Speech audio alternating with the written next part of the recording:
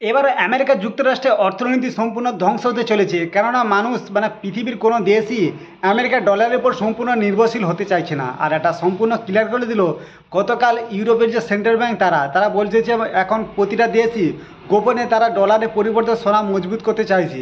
মানে খুব দ্রুতই ডলার ডিরাইজেশন প্রক্রিয়া চালু হতে চলেছে। আর এটা সম্পূর্ণ ক্লিয়ারভাবে বলে দেয় ইউরোপের যে নিউজ চ্যানেলগুলো আছে, তারাও এই নিয়ে প্রচণ্ড চর্চা করতে শুরু করে দিয়েছে। আর এটার মূল কারণ হচ্ছে আমেরিকার দাদাগিরির জন্য। কারণ কোনো দেশ যদি আমেরিকার বিরুদ্ধে কথা বলে থাকে, তাকে অসংখ্যভাবে স্যাংশন চাপিয়ে দেয় এবং বহির্বিশ্বের সঙ্গে তাদের বাণিজ্য প্রায় ধ্বংসের মুখে ফেলে দেয়।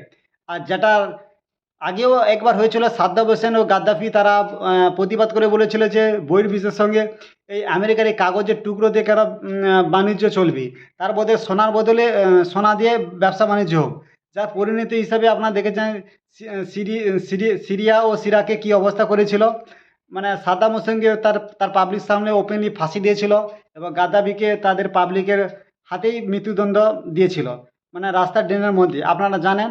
আর এটা শুরু হয়েছে মূলত ইরান যুদ্ধের কারণে। আর ইরান যেভাবে আমেরিকাকে প্রতিরোধ করছে এবং ভেনেজুয়েলার উপর যে তাদের রাষ্ট্রপতিকে যে তুলে নিয়ে গেছিলো, এইসব দেখে পুরো বিশ্ব আমেরিকার উপর ক্ষিপ্ত। আর কেউ যদি বলে তারপর স্যাংশন চাপিয়ে দেয়। যার কারণে ইউরোপের যে ইউনিয়নের যে সেন্ট্রাল ব্যাংক আছে, তারা আমেরিকাকে তোয়াক্কা না করে তারা ইরানের যে একটা ওষুধ আছে, বিখ্যাত ওষুধ হাড় ক্ষয় রোধ করার একটা ওষুধ, তারা তাদের মার্কেটে বিক্রি করার জন্য পারমিশন দিয়ে দিয়েছে।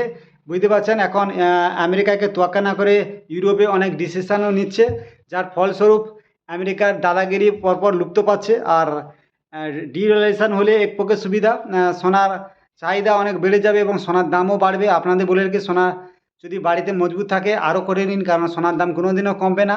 আর একটা কথা বলি, আমেরিকার দাদাগিরি কমানোর জন্য আগেও চীন, রাশিয়া, ব্রিক্স অর্থনৈতিক দিয়ে কমানোর চেষ্টা করতে চেয়েছিল, কিন্তু সেটা সম্পূর্ণ হয়নি। কিন্তু এবারে মনে হচ্ছে ইউরোপে ইউনিয়ন যেহেতু লেগে পড়ে উঠেছে, হতেও পারে আর নাও হতে পারে। কারণ আমেরিকা এমন একটা দেশ, পুরো পৃথিবীর সঙ্গে একসঙ্গে যুদ্ধ করতে পারে এবং অর্থনৈতিকভাবে ভেঙেও দিতে পারে। তো দেখা যাক কী হয়। আর বলে রাখি, আমার মতে সোনার মাধ্যমে হওয়া উচিত, কারণ আমার দেশের সোনা যদি অধিকার মজবুত থাকে, সোনা দিয়ে আমি কোনো কিছু কিনতে পারবো অন্য দেশে। আর ডলার, আর ওদের দেশে যদি ডলারের অর্থনীতি ভেঙে যায়, তাহলে ডলারের কোনো মূল্যই থাকবে না।